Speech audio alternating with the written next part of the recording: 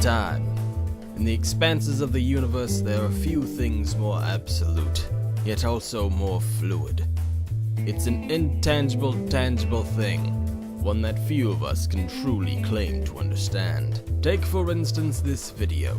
I have no time to make it, and I'm just kind of BSing this opening to glaze over that fact. What I've decided to do in that case is to have a little look back at some of our previous Kicked videos, formerly known as crowdfunding analysis time, because I can't name stuff. I wasn't expecting to do something like this so soon, but hey, at least this gives our new viewers a chance to cringe at my old videos alongside me.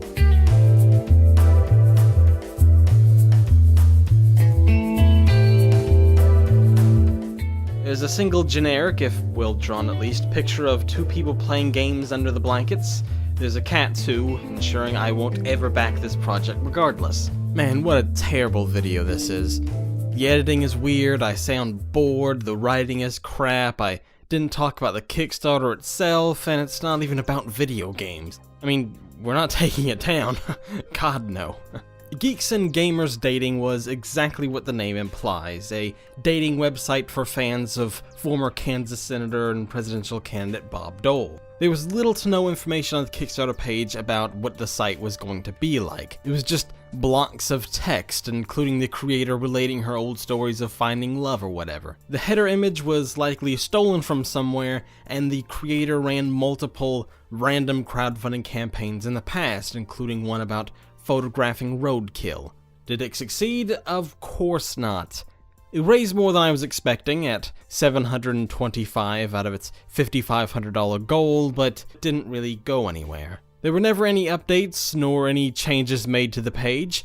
The lone comment left by the creator, Jamie Post, remains the only indication she ever even looked at the campaign after posting it. There's someone named Joe Holloway who is very excited, and then very disappointed about it, but that's about all of interest there is here.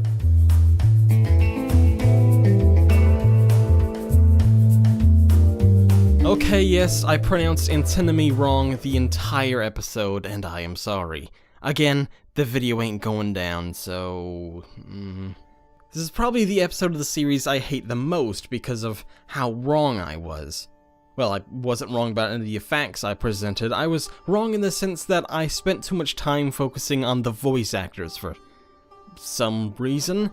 This was the third attempt at the Kickstarter, and I had no clue. I wish I had known, because looking back at it now, I would have been much more critical of Ant's Om Nom Nominee. The first campaign for this, in July 2015, was seeking £75,000. The second, in November 2015, sought £80,000, so apparently they'd thought they'd changed enough to warrant an extra £5,000. But after that failed, they came back only about 3 months later, seeking only £1,000. They're giving away physical copies of the game and reward tiers, and printed maps and t-shirts. Am I missing something again? Where are they going to get the money to pay for these rewards, let alone the game? This is another one I did when the funding was still ongoing, and I feel so terrible for sending people to it so uninformed, like lambs to the slaughter. This thing has no chance. The developers don't know what they're doing. They say they're going to use the money for prototypes to pitch to publishers, but that doesn't mean anything. They've got $3 grand to pay all those big voice actors like Adam Harrington, Dave Finori, and John Dick, create and ship physical rewards, pay Kickstarter fees and taxes, and, oh yeah, make the prototype. It seems they found some kind of solution. They've recently released an entirely different game called Father's Island, described as a mystic, surreal visual novel playable B-movie in a 3D world, with hundreds of buildings, structures and relics, wildlife and strange machinery. It looks... well, you can judge how it looks yourself. The tank of this boat is as empty and hollow as a political promise. I hate the sea. I hate deep water. I can't even swim. But I've got to get to the island. I remember the smell, the sounds. It seems like I've been here before. According to the latest update, Can't Nobby Nobby Boys Alpha, whatever it's called, is slated for release at the end of the year. We'll see how that goes.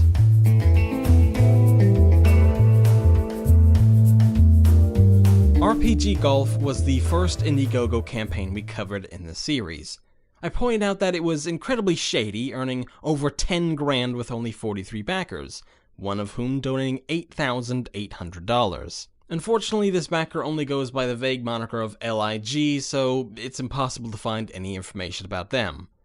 Developer Arctic Neck and its founder Ricardo Castelnuovo both seem squeaky clean, so no new information there. In that video I said, I like what I see, I'm not in love, but I definitely see potential as a fun little thing to mess around with for an hour or so at a time. And that holds true now. I am getting less and less optimistic though. There have been only 2 updates since the game was funded 4 months ago, one of which was only something about cleaning up the website or whatever. The other update says the developers might be able to get a full 18 holes in after all. 18 holes was a stretch goal that didn't make it in the campaign. Not some horrifying band name. This last update also states that the website is finished and that all updates will be posted there from now on.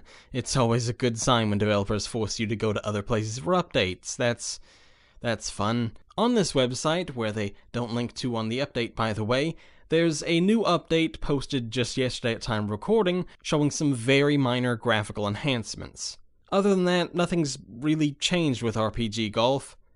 There aren't even any comments other than the 2 left by the developers, so it's hard to tell exactly how interested people are going to be in this one.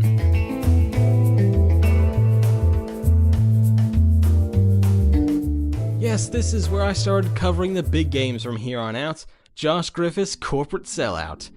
Bloodstained has progressed a lot since I last covered it, and as a result, I'm even more positive than I was. Regular updates continue to flow, in which we saw the first in-game video, and biggest of all, we've seen a release of a gameplay demo. The demo looks pretty damn good, exactly what everyone expected out of this game. I wrote an article about the demo, and I stated I regretted not giving them more than $5, just simply so I can get the demo, and that lovely looking boxed copy. Here's an excerpt from the article, because I'm really pressed for time this week. Bloodstained's art looks alive, beautiful, and vibrant. It looks like an artist laboriously struggled over each asset, as opposed to some computer heartlessly generating the art, as it is the case for that other game. I'm also happy to see it getting its time at E3. It might not be a true indie darling with EGA involved, but it's great to see such a small studio endgame with a presence at such a big show.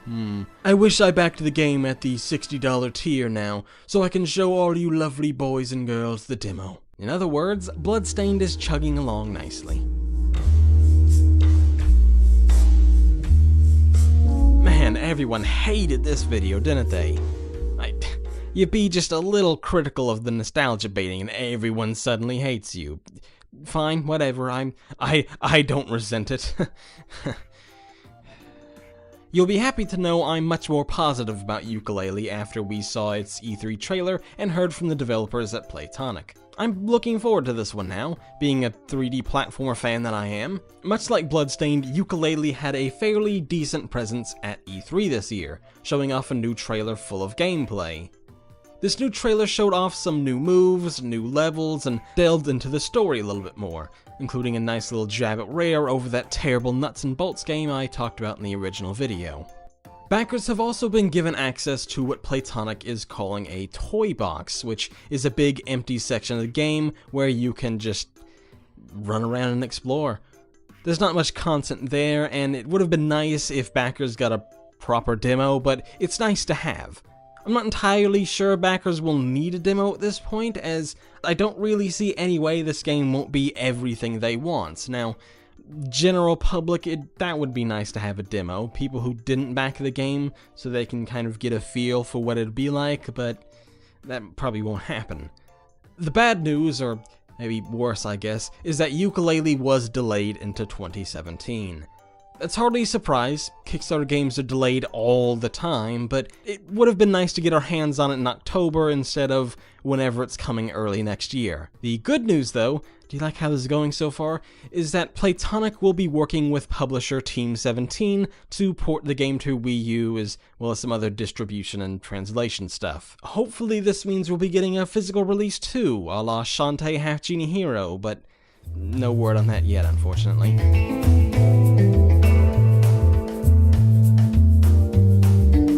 I just wanted to briefly touch on Lobo Destroyo here. In the cat video, I speculated that the game was getting delayed because of the failed Ouya Free the Games fund. However, I contacted lead developer James Guy shortly after posting that video for an interview. You can read that interview over at Cliqist.com, but here's a brief summary. The Free the Games fund money wasn't set to come until the game was largely done, mostly to port it over to the Ouya, so that wasn't really the issue. The issue was the expanded scope of the game and the fact that many people on the team had to work their day jobs in order to cover cost and just go about life. But Guy assured me that those dark days are over and full development of the game has continued. They've recently hired a guy named Steve Malo, I don't actually know, an industry veteran who's worked at EA to kind of guide the ship at Left-Handed Games. They've also launched a new website where additional updates will be posted, but they'll still be coming to the Kickstarter page. Here's an excerpt from that interview. Lobo Destroyo is a great contrast to a similar Kickstarter game, Yooka-Laylee. Yooka is being made by a team of professionals who have a history of making these kinds of games, and they have all the support in the world. Lobo, meanwhile, is a small team of relative newbies, the underdog, no pun intended. They're growing right before our eyes, and ups and downs like this are part of the experience we rarely get to see. I can honestly say I'm looking forward to Lobo Destroyo more than Yooka-Laylee. Hopefully, with the team rearranged and re-energized, we'll be seeing more of this promising title very soon. And hopefully we'll be seeing more from Kicked very soon. I can honestly say this is one of my favorite things I've done professionally, and going back to watch some of the old videos is a great cringe-inducing exercise. I hope I can say that again 10 episodes from now when I come back to watch this one, but we'll see. Until then, I don't know, stay frosty?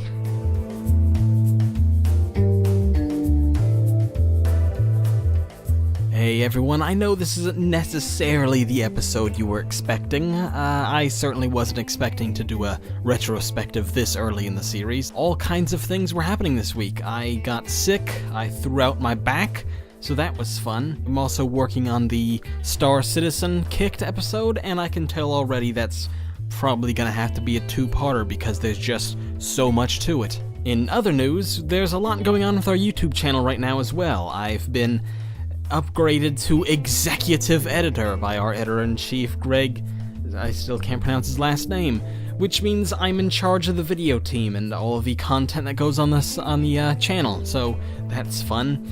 We're gonna have a whole lot of new people coming on board, a lot of new series, we're gonna go back to Let's Plays and all that kind of stuff.